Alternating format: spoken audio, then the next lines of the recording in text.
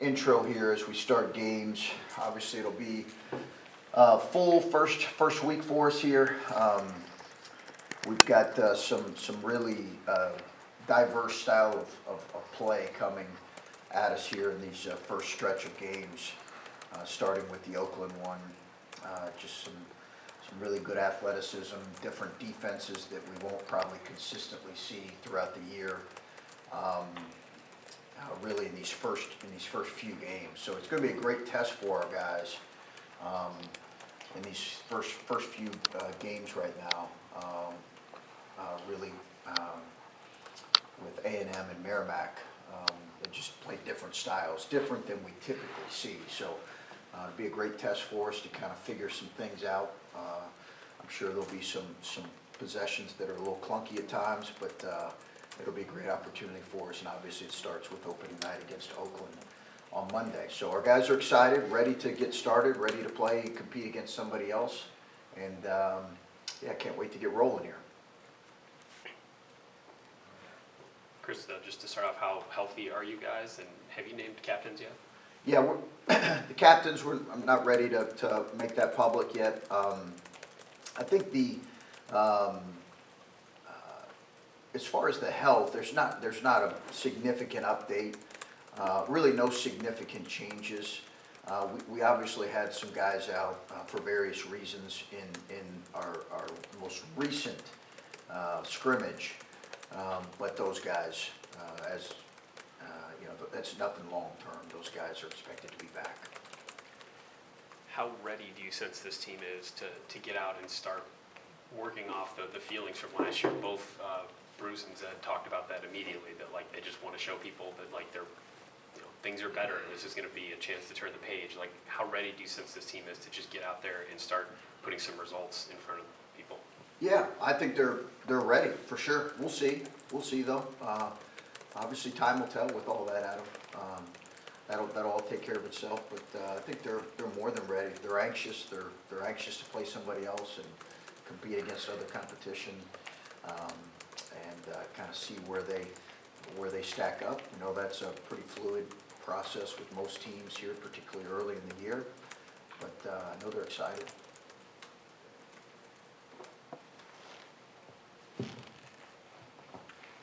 Yeah, just first off, you know, takeaways from that super secret scrimmage over the weekend against Clemson there.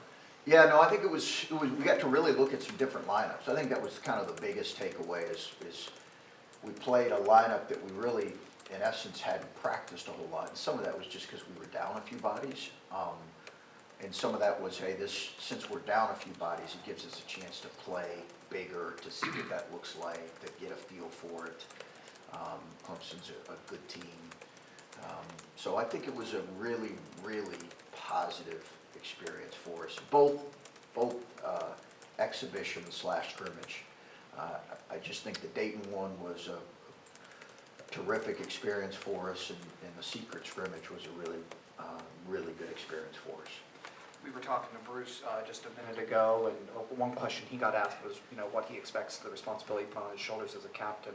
He, among other things, he pointed to winning the Big Ten title, both regular season and tournament. I guess how much of that has been an emphasis for this team? Do you think that's, you know, something realistic for it to achieve? The emphasis is just to get better. You know, I think everybody has goals. The emphasis right now is just to get better every day, put good days together, stack good days.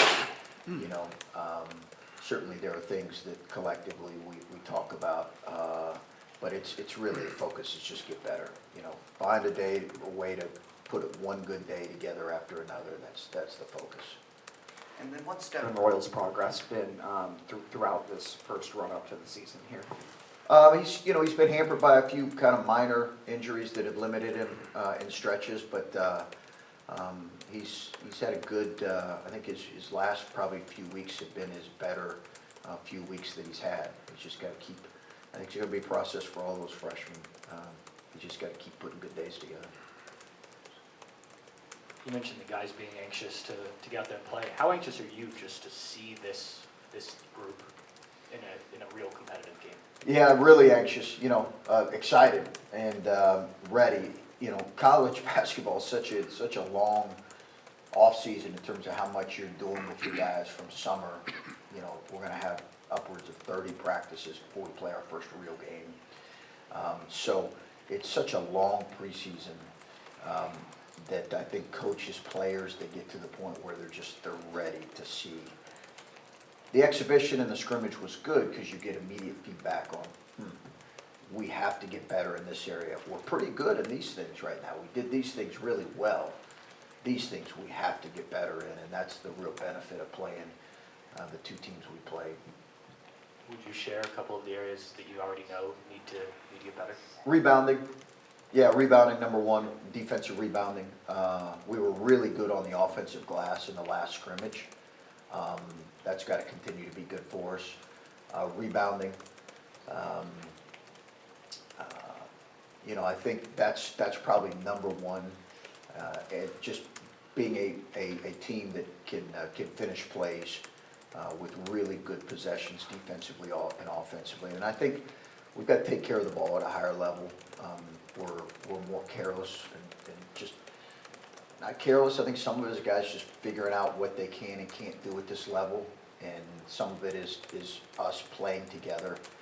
But our turnover percentage as a group needs to be lower. Those two things. But we've done some really, really good things as well, and we got to keep doing those things well, and then figure out a way to make significant improvement in those two areas. Chris, how deep is the rotation right now? Where do you want it to be for non-conference? There's no real set rotation right now. I think we have that'll be pretty fluid and evolve. I wouldn't want to put a number on it right now because it could, you know, some of that depends on who's healthy and on a given night. I don't know that it's gonna. Right now I wouldn't want to put a number on it, but you know, typically this time of year, maybe you're playing 9. And then you trim it down to more closer to 8 when you get into the stretch of the season. Sometimes you might be playing 10 on a given night, it just varies. Zed was asked about, you know, where does he fit in with his team? He said he's not really concerned about that part of it. He's just going to do whatever is asked of him. Have you seen that from him in this offseason and just his recovery and being open to all sorts of options? Well, I think Zed's had a good approach and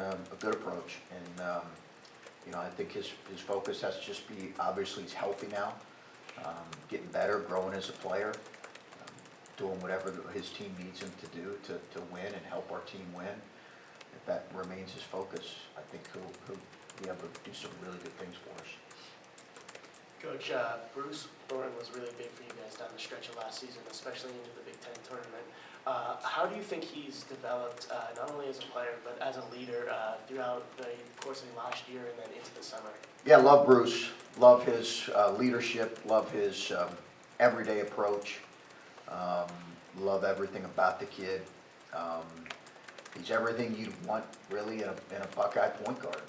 Just being honest, he's everything you really want in an Ohio State point guard. He's tough-minded, he cares about winning, he's a good player, he's going to get better, continue to get better in front of our eyes. Cares about the right stuff.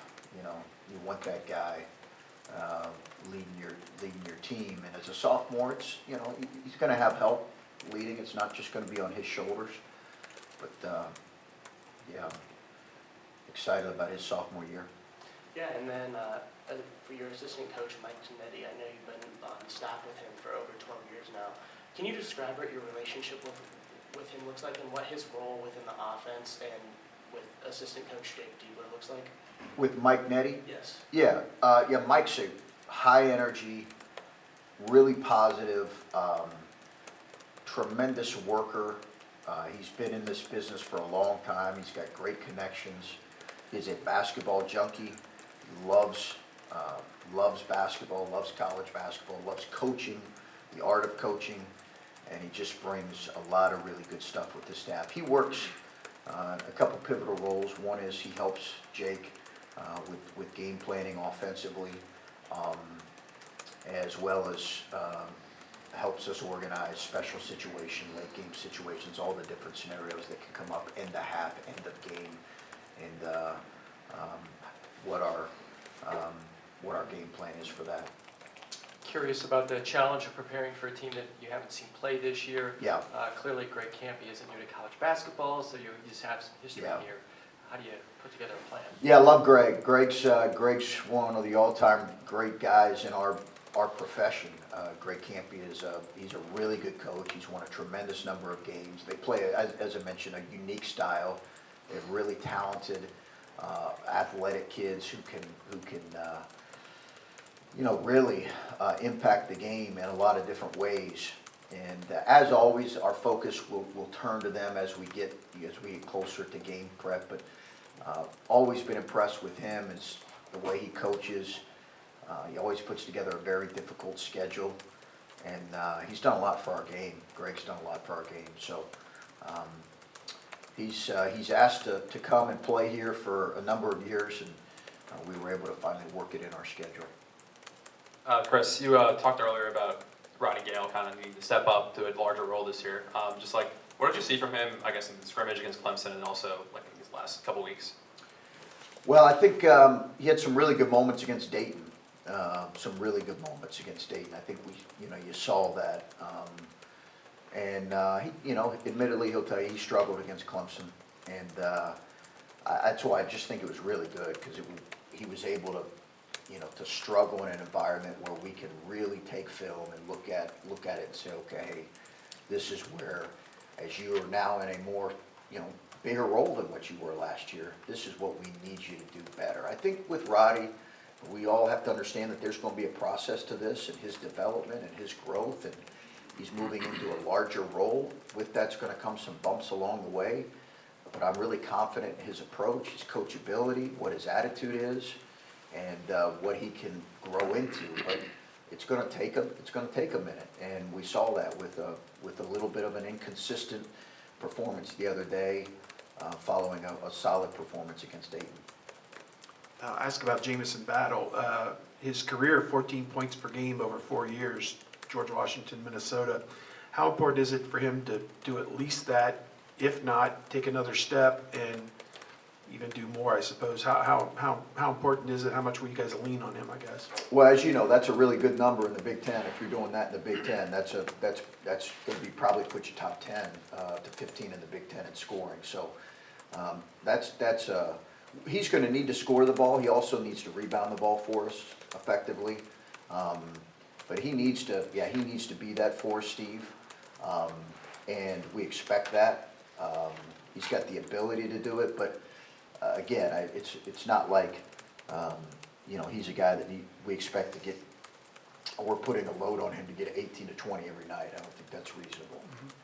5 days out, I'm going to ask the question, who's going to start in the first game? I know full well you're going to say you probably won't decide this till the morning of. I might surprise you, Steve.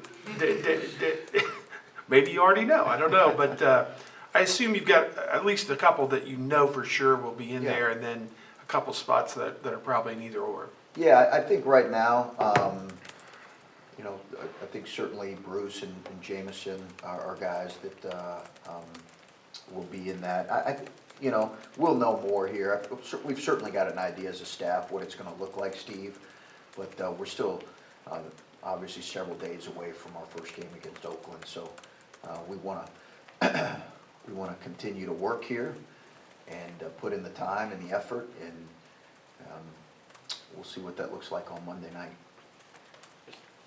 Coaches often talk about, like in the preseason, when you have maybe a tough scrimmage or tough exhibition, that gives you an opportunity to get the team's attention, maybe in a way that if you're just breezing through the preseason, you wouldn't. How did your team respond? I know it's only been a few days, but how did your team maybe handle some of the feedback from how the weekend sounds like it went? What did you see from them as far as just absorbing that and trying to have the right attitude as far as building on it? Yeah, good. Yeah, I thought they did really good, Adam. I thought they had the right approach, and again, you're looking at we played a lot of unique lineups in that scrimmage, given just having a couple guys out. So some of that wasn't stuff that was necessarily on them. Like it wasn't them. It was just us looking at different lineups, and that impacted the flow of the game. But the stuff that we can control, that we've talked about, rebounding, taking care of the ball at a much higher level than what we did, Those are things we need to correct. And then I know there's a really lengthy answer here, but just kind of in general, like what does it take to put this roster together? I know it's different every year, and there's a lot of mechanisms that go into roster filling these days, but just putting this roster for this season together, in general, what did it take? Well, it's a lot of meetings, honestly, because you want to, in the spring, you're trying to figure out what group is going to fit, and do you need to supplement part of your rotation or part of your roster? Do you feel like you have returning starters that can compete at the highest level of the Big Ten? And obviously, if you can do that, you're going to compete nationally. If you don't, do you need to add to that? Where are you going to add to that? Projecting what the freshmen may or may not be able to give in a setting like this. So it's a lot of conversation, a lot of meetings in the spring, and then it's obviously being aware of who's out there, who fits our program, and who of our young guys, this made this a little bit tricky, who of our young guys do we need to give room to breathe and grow, and yet at the same time, obviously, make sure we're putting a roster together that can compete. Okay. Yeah, one final one out. If you don't mind, just real quick, just, Yeah. I don't know if it's too early in the preseason to think about some of these It things. probably is. You were talking about stacking days. Yeah. And is it too early to tell if this team has been able to stack days? Or is that something that really kind of starts to, you figure that out when you're playing games? Yeah, we've had some really quality stack days. We really have. We've had some quality stack days, and we've probably went longer than what we have in years past. Some of it's just you've got to still have a young team, so it requires that. So I think we probably went as long as we went in a number of years. But we really have been able to stack some days. Not every day's been perfect, but we've been able to put some really good days together. Thank you.